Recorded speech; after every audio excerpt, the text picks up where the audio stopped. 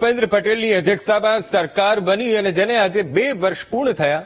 બીજી ટર્મના 2 વર્ષ પૂર્ણ થવા પર મુખ્યમંત્રી ભૂપેન્દ્ર પટેલે ટ્વીટ કરીને ગુજરાતની જનતાનો આભાર માન્યો.